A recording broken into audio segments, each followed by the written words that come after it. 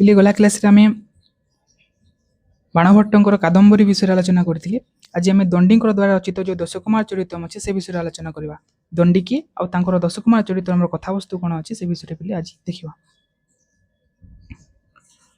तो पिले प्रथमे देखा महाकवि जो दंडी अच्छा परिचय कौन अच्छी। तो महाकवि जो दंडी अच्छा पिले तांकर समय हूँ पिले सप्तम शताब्दी पूर्वार्ध। तांकर समय केते सप्तम शताब्दी पूर्वार्ध। तांको पिता ना हूँ मनोरथ आ माता ना हूँ पिले गौरी। पिले समय तांकर हूँ सप्तम शताब्दी पूर्वार्ध। पिता होचंती मनोरथ आ माता ना हूँ गौरी। आ तांकर पितामह जी अच्छा पितामह ना हूँ भारवी। पितांकर पिता जी अच्छा ना हूँ भारवी दंडी। तो तांकर जन्मस्थान देखा पिले ताले आनंदपुर।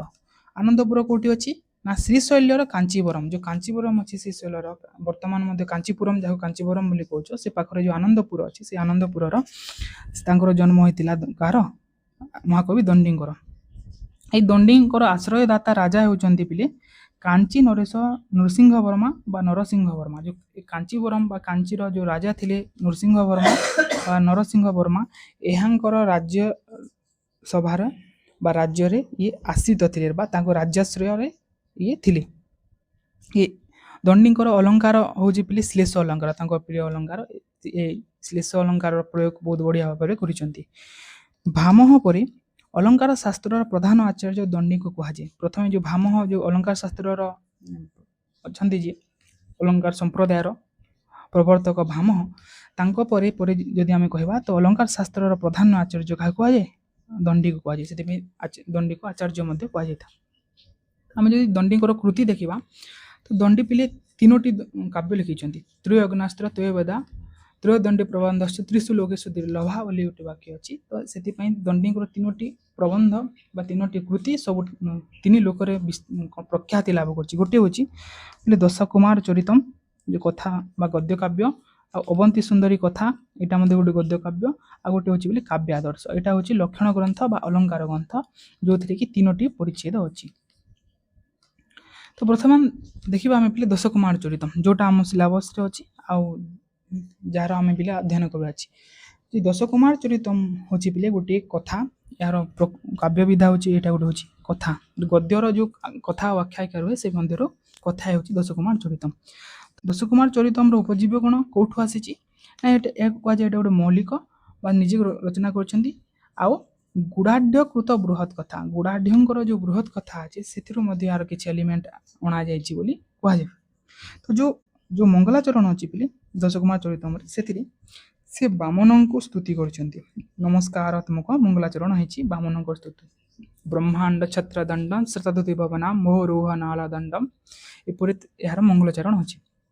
तो आम जब देखा यार विभाजन केते डिवाइड केते भाग विभक्त होती ना दशकुमार चरितम 8 गोटी उच्छ्वास अच्छी। केतोटी 8टी उच्छ्वास आ दुई भाग विभक्त दशकुमार चरितम। गोटे पूर्व पीठिका आ गोटे हूँ उत्तर पीठिका। पूर्व पीठिका रे 5टी आ उत्तर पीठिका रे गोटे ही उच्छ्वास रोचे। तो जो पूर्व पीठिका रे प्रथम उच्छ्वास रे कुमारोत्पत्ति आ पुष्पपुरी नगरी वर्णना कराई। द्वितीय उच्छ्वास रे पिले द्विज प्रकृति विषय वर्णना कराई। तृतीय उच्छ्वास रे सोमदत्त चरित। चतुर्थ उच्छ्वास रे पुष्पोद्भव चरित आ पंचम उच्छ्वास जोटा अच्छी अवंती सुंदरी परिणय एक कथा वर्णना कराई। दशकुमार चरितम नायक होती पिले राजवाहन बा दशकुमार चरितम जो लीड रोल अच्छा जो हीरो अच्छा से नायक होती राजवाहन आ नायिका होती पिले अवंती सुंदरी। ये दुई जन होती परस्पर जो मध्य परवर्ती प्रेम होती मैंने प्रेम विवाह कर। राजवाहन आउ अवंती सुंदरी जो पिता ये दुई जन परस्पर शत्रु थे है। तो प्रतिनायक होती पिले मानसार। ए मानसार होती अवंती जो सुंदरी अच्छा अवंती सुंदरी पिता होती मानसार है। प्रतिनायक गोष्ठी नि प्रधान रस हूँ अद्भुत रस। ये अद्भुत रसर बहुत सुंदर वर्णना होती। रीति हूँ गौड़ी। रीति हूँ पे वैदर्भी। गुण हूँ प्रसाद गुण आ अलंकार प्रयोग कर उपमा उत्प्रेक्षा रूपक उत्प्रेक्षा अलंकार ये प्रयोग होती। मार्ग हूँ सुकुमार मार्ग। प्रमुख टीका जदि आम देखा यार तीनोटी प्रमुख टीका अच्छी। गोटे हूँ भूषण टीका बा शिवराम पंडित। पदचंद्रिका टीका बा कवीन्द्राचार्य लघु दीपिका टीका बा भानुचंद्र है।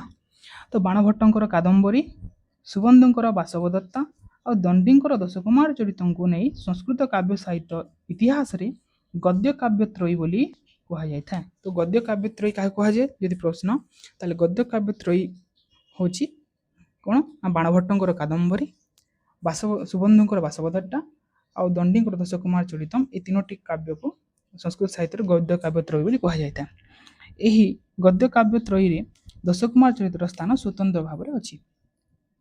ତ ଆମେ ଦେଖିବୁ ଯେଉଁ ଦଶକୁମାର ଚରିତମ୍ ଅଛି ବୋଲି ସେ ଦଶକୁମାର ଚରିତମ୍ରେ 10 ଗୋଟି କୁମାରର ଚରିତ୍ର ବା ତାଙ୍କର କାହାଣୀ ବିଷୟରେ ବର୍ଣ୍ଣନା କରାଯାଇଛି। ତାହେଲେ ସେ 10 ଗୋଟି କୁମାର କିଏ ନା ଏହାର ଯେଉଁ ପ୍ରଥମ ଯେଉଁ ଲିଡ୍ ବା ହିରୋ ଅଛନ୍ତି ରାଜବାହନ ଏ ରାଜବାହନ ହେଉଛନ୍ତି ମଗଧାଧିପତି, ମଗଧର ଯେଉଁ ରାଜା ଥିଲେ ରାଜହଂସ ତାଙ୍କର ପୁତ୍ର ହେଲା। ଆଉ କିଏ କ'ଣ ତାଙ୍କର ପରିଚୟ ମୁଁ ଏଥିରେ ଦେଇଦେଇଛି, ଦେଖିଦେବ। ତ 2 ନମ୍ବର ରାଜକୁମାର ହେଉଛନ୍ତି ସୋମଦତ୍ତ, ତାପରେ ପୁଷ୍ପୋଦ୍ଭବ, ଉପହାର ବର୍ମା, ଅର୍ଥପାଲ, ପ୍ରମତି, ମିତ୍ରଗୁପ୍ତ, ମନ୍ତ୍ରଗୁପ୍ତ ଆଉ ବିଶ୍ରୁତ। ଏଇ 10 ଜଣ କୁମାରଙ୍କର ଯେଉଁ ଚରିତ, ତାଙ୍କର ଯେଉଁ ବିଦେଶ ଯାତ୍ରା ଆଉ ଯେଉଁ ଦିଗ୍ବିଜୟ ଯାତ୍ରା ଆଦି ଯେଉଁ ବର୍ଣ୍ଣନା କରାଯାଇଛି, ସେ ଷ୍ଟୋରି କୁ ନେଇକି ହିଁ ଦଶକୁମାର ଚରିତମ୍ ଗଦ୍ୟ କାବ୍ୟ ରଚିତ ହୋଇଛି ହେଲା। ସେ 10 କୁମାର 10ଟି ହେଉଛନ୍ତି ଇଏ ରାଜବାହନ, ସୋମଦତ୍ତ, ପୁଷ୍ପୋଦ୍ଭବ, ଉପହାର ବର୍ମା, ଅର୍ଥପାଲ, ପ୍ରମତି, ମିତ୍ରଗୁପ୍ତ, ମନ୍ତ୍ରଗୁପ୍ତ ଆଉ ବିଶ୍ରୁତ। ଦେଖିବା ପିଲା ଆମେ ଦଶକୁମାର ଚରିତମ୍ର ବିଷୟବସ୍ତୁ ଷ୍ଟୋରି କ'ଣ ଅଛି ଗଦ୍ୟ କାବ୍ୟ। ଏହି ଗ୍ରନ୍ଥଟି ମଗଧର ରାଜକୁମାର ଯେଉଁ ଅଛନ୍ତି ରାଜବାହନ ଏବଂ ତାଙ୍କର ଯେଉଁ 9 ଜଣ ମିତ୍ର ଯେଉଁ କୁମାର ଅଛନ୍ତି, ଏ 9 ଜଣ କୁମାରଙ୍କର ଯେଉଁ ରୋମାଞ୍ଚକର ଯାତ୍ରା, ପ୍ରେମ କଥା, ତାଙ୍କର ସାହସ ଆଉ ସେମାନଙ୍କର ପୁନର୍ମିଳନ କାହାଣୀ ଅଟେ। ଏଥିରେ କ'ଣ କଥା ବର୍ଣ୍ଣନା କରାଯାଇଛି, ଯେଉଁ ମଗଧ ଦେଶର ରାଜକୁମାର ଅଛନ୍ତି ରାଜବାହନ ଆଉ ତାଙ୍କର ଯେଉଁ 9 ଜଣ ମିତ୍ର ଅଛନ୍ତି ବା 9 ଜଣ କୁମାର ଅଛନ୍ତି ରାଜକୁମାର, ତାଙ୍କର ଯେଉଁ ରୋମାଞ୍ଚକର ଯାତ୍ରା, ତାଙ୍କର ପ୍ରେମ ଆଉ ସାହସ ଆଉ ସେମାନେ କେମିତି ପୁନର୍ମିଳନ ହେଲେ, ଏ କଥା ବା ଏ ଷ୍ଟୋରିଟା ବର୍ଣ୍ଣନା କରାଯାଇଛି ଦଶକୁମାର ଚରିତମ୍ରେ। ତ ଷ୍ଟୋରି କ'ଣ ଷ୍ଟାର୍ଟ ହେଉଛି ନା ମଗଧ ଦେଶର ଯେଉଁ ପୁଷ୍ପପୁରୀ ଥିଲା, ସେ ପୁଷ୍ପପୁରୀର ରାଜା ହେଉଛନ୍ତି ବୋଲି ରାଜହଂସ। ତ ସେ ମଗଧ ଦେଶର ପୁଷ୍ପପୁରୀରେ ରାଜହଂସ ନାମକ ଜଣେ ରାଜା ଶାସନ କରୁଥିଲେ। ସେ ମଗଧ ଦେଶର ପୁଷ୍ପପୁରୀରେ କିଏ ଶାସନ କରୁଥିଲେ? ରାଜହଂସ ନାମକ ଗୋଟିଏ ରାଜା ଶାସନ କରୁଥିଲେ। ସେ ଏକଦା ଯୁଦ୍ଧରେ ମାଲବ ଅଧିପତି ମାନସାରକୁ ପରାସ୍ତ କରନ୍ତି। ମାନସାର କଠୋର ତପସ୍ୟା କରି ଅତ୍ୟନ୍ତ ପ୍ରଭାବ ସମ୍ପନ୍ନ ହୋଇ ପୁନଶ୍ଚ ରାଜା ରାଜହଂସକୁ ଯୁଦ୍ଧରେ ପରାସ୍ତ କରିଦେଲା। ତ ଥରେ କ'ଣ ହେଲା, ଯେଉଁ ପୁଷ୍ପପୁରୀର ରାଜା ରାଜହଂସ ଥିଲେ, ସିଏ ମାଲବର ଯେଉଁ ଅଧିପତି ଥିଲେ, ତାଙ୍କ ମାଲବର ରାଜା ହେଉଛନ୍ତି ମାନସାର। ସେ ମାଲବର ରାଜା ମାନସାର ଆଉ ପୁଷ୍ପପୁରୀର ରାଜା ରାଜହଂସ, ଏ 2 ଜଣଙ୍କ ମଧ୍ୟରେ ଘୋର ଯୁଦ୍ଧ ହେଲା। ସେ ଯୁଦ୍ଧ ଫଳରେ ରାଜା ରାଜହଂସ ମାନସାରଙ୍କୁ ପରାସ୍ତ କରିଦେଲେ। ଯେତେ ପରାସ୍ତ କରିଦେଲେ ଆଉ ସେ ସମୟରେ ସେ ଅପମାନିତ ହୋଇକରି ମାନସାର କ'ଣ କରିଛନ୍ତି ନା କଠୋର ତପସ୍ୟା ଆରମ୍ଭ କଲେ ମହାଦେବଙ୍କର। ଆଉ ସେ ମହାଦେବଙ୍କ କଠୋର ତପସ୍ୟା କଲା ପରେ ତାଙ୍କୁ ଗୋଟିଏ ଗଦା ପ୍ରାପ୍ତି ହେଲା ଭଗବାନଙ୍କ ଠାରୁ। ଆଉ ସେ ଗଦାର ପ୍ରଭାବ ଏମିତି ଥିଲା ଯେ ସେ ଗଦା ଯାହା ପାଖରେ ଥିବ ସେ କେବେ ହାରିବ ନାହିଁ। ତାପରେ ପୁଣି ସିଏ ଆଉ ଥରେ ଯୁଦ୍ଧର ପାଇଁ ଆମନ୍ତ୍ରଣ କରିଛନ୍ତି। ଆଉ ରାଜହଂସ ଆଉ ମାନସାର ମଧ୍ୟରେ ପୁଣି ଥରେ ଯୁଦ୍ଧ ହେଇଛି। ଆଉ ସେ ଗଦାର ବା ସେ ପ୍ରଭାବରୁ ସେ ଯୁଦ୍ଧଟା ଜିତି ଯାଇଛନ୍ତି ମାନସାର। ଆଉ ପୁଷ୍ପପୁରୀର ଯେଉଁ ରାଜହଂସ ଥିଲେ ପରାସ୍ତ ହୋଇଛନ୍ତି। ତାଙ୍କର ରାଜ୍ୟ ସବୁ ମାନସାର ଜିତି ଯାଇଛନ୍ତି। ଏହାପରେ ରାଜହଂସ ଯୁଦ୍ଧରେ ପରାଜିତ ହୋଇ ବିନ୍ଧ୍ୟ ଅଟବୀରେ ଆଶ୍ରୟ ନିଅନ୍ତି। ଅଟବୀ ମାନେ ହେଉଛି ପିଲେ ଜଙ୍ଗଲ। କେଉଁ ଜଙ୍ଗଲରେ ସେ ଯାଇକି ଲୁଚିଲେ? ବିନ୍ଧ୍ୟ ନାମକ ଯେଉଁ ଅଟବୀ ବା ବିନ୍ଧ୍ୟର ଯେଉଁ ଜଙ୍ଗଲ ଅଛି, ସେ ଜଙ୍ଗଲରେ ସେ ଆଶ୍ରୟ ନେଲେ ରାଜହଂସ। ସେଠାରେ ରାଜକୁମାର ରାଜବାହନ ଏବଂ ତାଙ୍କ ମନ୍ତ୍ରୀମାନଙ୍କର 9 ଜଣ ପୁତ୍ର ଜନ୍ମଗ୍ରହଣ କରନ୍ତି। ତ ରାଜକୁମାର ଯେଉଁ ରାଜହଂସ ଥିଲେ, ତାଙ୍କର ଗୋଟେ ସେ ଜଙ୍ଗଲରେ ପୁତ୍ରଟେ ଜନ୍ମ ହେଲା ରାଜକୁମାର ରାଜବାହନ। ଆଉ ତାଙ୍କର ଯେଉଁ ମନ୍ତ୍ରୀମାନେ ବି ରାଜହଂସଙ୍କ ସହିତ ଯେଉଁ ଜଙ୍ଗଲକୁ ଯାଇଥିଲେ, ସେ ମନ୍ତ୍ରୀମାନଙ୍କ ମଧ୍ୟ 9 ଗୋଟି ପୁତ୍ର ଜନ୍ମ ହେଲେ ହେଲା। ଆଉ ଏ 9ଟି ମନ୍ତ୍ରୀମାନଙ୍କ ପୁତ୍ର ଆଉ ରାଜାଙ୍କର ଗୋଟିଏ ପୁତ୍ର ରାଜବାହନ, ଏ 9 ଆଉ ଏ 10 ଗୋଟିଏ ମିଶିକି 10, ଏ 10 ଜଣ କୁମାରଙ୍କର ଯେଉଁ ଷ୍ଟୋରି, ସେଇଟା ହେଉଛି ଦଶକୁମାର ଚରିତମ୍। ଏହି 10 ଜଣ କୁମାର ଏକାଠି ବଡ଼ ହୁଅନ୍ତି ଏବଂ ସମସ୍ତ ବିଦ୍ୟାରେ ନିପୁଣ ହୁଅନ୍ତି। ତାପରେ ଏଇ ରାଜବାହନ ସହିତ ଯେଉଁ 9 ଜଣ କୁମାର ଗୋଟେ ଜାଗାରେ ଗୋଟେ ସ୍ଥାନରେ ରହିକି ବିଦ୍ୟା ଅଧ୍ୟୟନ କଲେ ଆଉ ଏକାଠି ସେମାନେ ବଡ଼ ହେଲେ। ତ ବଡ଼ ହେବା ପରେ ସେମାନେ ବିଦେଶ ଯାତ୍ରା ବାହାରନ୍ତି। ତ ଯେତେବେଳେ ସେମାନେ ବଡ଼ ହେଇଗଲେ, ତାପରେ ଗୋଟେ ମୁନି ଆସିଲେ ବାମଦେବ ବୋଲି। ତ ତାଙ୍କର ଆଦେଶ କ୍ରମେ ଏଇ 10 କୁମାର କ'ଣ କରିଛନ୍ତି ବା ବିଦେଶ ଯାତ୍ରା ବା ଦିଗ୍ବିଜୟ ଯାତ୍ରା ପାଇଁ ମାନେ ବାହାରିଲେ। ତ ଯାତ୍ରା ସମୟରେ କ'ଣ ହେଲା, ଏକ ଜଙ୍ଗଲରେ ରାଜକୁମାର ରାଜବାହନ ଜଣେ ମାତଙ୍ଗକୁ ସାହାଯ୍ୟ କରିବା ପାଇଁ ପାତାଳ ଲୋକକୁ ଚାଲିଯାଆନ୍ତି। ତାପରେ ଏମାନେ ଯେତେବେଳେ ଦିଗ୍ବିଜୟ ପାଇଁ ଯାଇଛନ୍ତି ବା ବିଦେଶ ଭ୍ରମଣ ପାଇଁ ବାହାରିଛନ୍ତି 10 ଜଣ କୁମାର। ଯାଉ ଯାଉ ଗୋଟିଏ ଜଙ୍ଗଲରେ ସେମାନେ ରାତ୍ରିରେ ବିଶ୍ରାମ କରିଛନ୍ତି। ଆଉ ସେ ସ୍ଥାନରେ ଜଣେ ବ୍ରାହ୍ମଣ ମାତଙ୍ଗ ନାମକ କିରାତ ବେଶଧାରୀ ବ୍ରାହ୍ମଣଙ୍କୁ ରାଜବାହନ ସାହାଯ୍ୟ କରିବା ପାଇଁ ସେ ଗୋଟେ ରାସ୍ତା ଦେଇକି ଗୋଟେ ସୁଡ଼ଙ୍ଗ ଦେଇକି ସେ ପାତାଳପୁରୀକୁ ଯାଇଛନ୍ତି। ଆଉ ଯେତେବେଳେ ସେ ପାତାଳପୁରୀକୁ ପ୍ରବେଶ କଲେ ତ ରାଜବାହନକୁ ନ ପାଇ ବାକି 9 ଜଣ ଯେଉଁ ରାଜକୁମାର ତାଙ୍କୁ ଖୋଜିବା ପାଇଁ ଭିନ୍ନ ଭିନ୍ନ ଦିଗକୁ ଚାଲିଯାଆନ୍ତି। ତାପରେ ଯେତେବେଳେ ସେ ପାତାଳପୁରକୁ ଯାଇଛନ୍ତି ସେ ସମୟରେ ସକାଳ ହୋଇଗଲା। ତ ଦେଖିଲେ 9 ଜଣ କୁମାର ନିଦରୁ ଉଠିକି ଯେତେବେଳେ ଦେଖୁଛନ୍ତି ଯେ ରାଜକୁମାର ରାଜବାହନ ନାହାନ୍ତି। ତାପରେ ସମ୍ପୂର୍ଣ୍ଣ ବିନ୍ଧ୍ୟ ଅଞ୍ଚଳକୁ ସେମାନେ ଯେତେବେଳେ ଖୋଜାଖୋଜି କରିଛନ୍ତି ତଥାପି ସେ ପ୍ରାପ୍ତ ହୋଇନାହାନ୍ତି ବା ରାଜକୁମାରକୁ ପାଇଲେ ନାହିଁ। ତାହେଲେ ସେମାନେ ସ୍ଥିର କଲେ ଯେ ଆମେ ବିଭିନ୍ନ ଦିଗକୁ ଯାଇକି ଖୋଜିବା ଆଉ ସମସ୍ତେ ଗୋଟେ ଜାଗାରେ ଏକତ୍ରିତ ହେବା, ପୁଣି ଫେରିକି ଗୋଟେ ଜାଗାରେ ମିଳିବା। ଆଉ ସେ ଗୋଟେ ଜାଗା ନିଶ୍ଚିତ କଲେ, ଚିହ୍ନିତ କଲେ, ଗୋଟେ ସିମ୍ବଲ୍ସ ଦେଇକି ସେ ଜାଗାକୁ ସମସ୍ତେ ବିଭିନ୍ନ ପ୍ରକାର ଦିଗକୁ ଯାଇଛନ୍ତି 9 ଜଣ କୁମାର।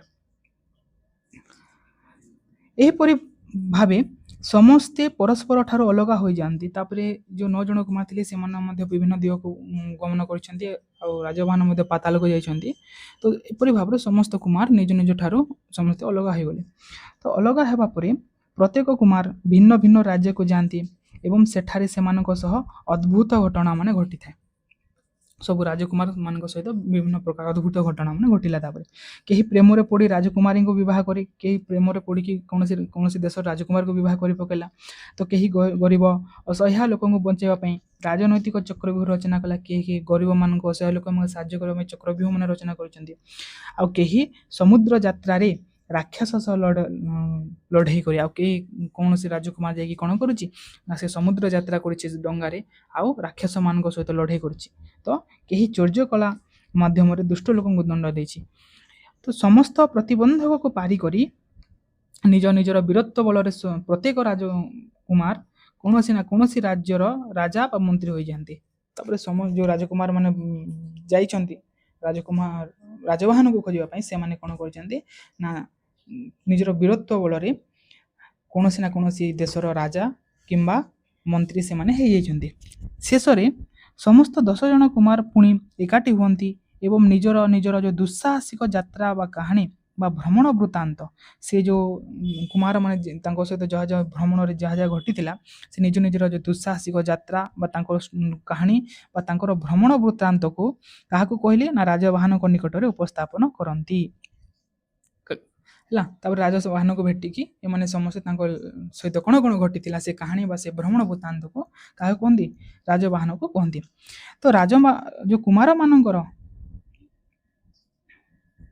ଯେଉଁ କୁମାରମାନଙ୍କର ଏହି ଭ୍ରମଣ ବୃତ୍ତାନ୍ତ ହିଁ ଖୁବ୍ ସୁନ୍ଦର ଭାବରେ 10 କୁମାର ଚରିତ୍ର କାବ୍ୟରେ ବର୍ଣ୍ଣିତ ହୋଇଛି। ଆଉ ଏଇ ଯେଉଁ 10 କୁମାର ଚରିତ୍ରର ଯେଉଁ କୁମାରମାନେ ଅଛି ଏ କୁମାରମାନଙ୍କର ଯେଉଁ ଭ୍ରମଣ ବୃତ୍ତାନ୍ତ ହିଁ ସେ ଖୁବ୍ ସୁନ୍ଦର ଭାବରେ ଏ 10 କୁମାର ଚରିତ୍ରରେ ବର୍ଣ୍ଣନା କରାଯାଇଛି।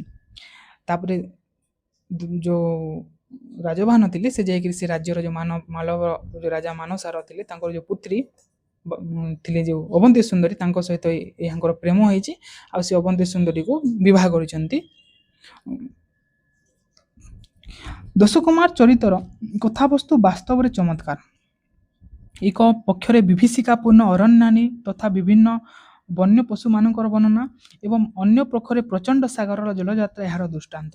ତ 10 କୁମାର ଚରିତ୍ର କଥାବସ୍ତୁ ବାସ୍ତବରେ ଚମତ୍କାର ଅଛି, ଯେଉଁଥିରେ ଏକ ପକ୍ଷରେ ଗୋଟିଏ ସ୍ଥାନରେ କ'ଣ ହୋଇଛି ନା ବିଭୀଷିକାପୂର୍ଣ୍ଣ ଅରଣ୍ୟ ତଥା ବନ୍ୟର ପକ୍ଷୀମାନଙ୍କର ବର୍ଣ୍ଣନା କଲାଗଲା ବେଳେ ଅନ୍ୟ ପକ୍ଷରେ ପ୍ରଚଣ୍ଡ ସାଗରର ଯେଉଁ ଜଳଯାତ୍ରା ବର୍ଣ୍ଣନା କରାଯାଇଛି। ତ ଅନେକ ଚରିତ୍ରକୁ ଅତ୍ୟନ୍ତ ନମନୀୟ ଭାବରେ ବର୍ଣ୍ଣନା କରାଯାଇଛି ଆଉ ପ୍ରତ୍ୟେକ ଚରିତ୍ରକୁ ସେ କ'ଣ କରିଛନ୍ତି ବିଭିନ୍ନ ସୁନ୍ଦର ଆଉ ନମନୀୟ ଭାବରେ ସେ ବର୍ଣ୍ଣନା କରିଛନ୍ତି ନା ଦଣ୍ଡି। ତ ଏଇଟା ତାହେଲେ ତୁମର 10 କୁମାର ଚରିତମ୍ ଆଉ ତୁମର ଯେଉଁ ଗଦ୍ୟ କାବ୍ୟ ଅଛି ସେ ତାର ସରିଯାଇଛି ଏଥିରେ। ତାପରେ ଆମେ କ'ଣ କରିବା ଯେଉଁ ତୁମର କଥା ସାହିତ୍ୟ ତାର ଉତ୍ପତ୍ତି ଲକ୍ଷଣ କ୍ରମ ବିକାଶ ତା ସହିତ ଯେଉଁ କଥାକାରମାନେ ଅଛନ୍ତି ସେମାନଙ୍କ ଗ୍ରନ୍ଥ ଗୁଡ଼ିକ ବିଷୟରେ ପିଲେ ଆଲୋଚନା କରିବା। ଆଜି ପାଇଁ ଏତିକି। ସର୍ବେ ଭବନ୍ତୁ ସୁଖିନଃ। ଜୟ ଜଗନ୍ନାଥ।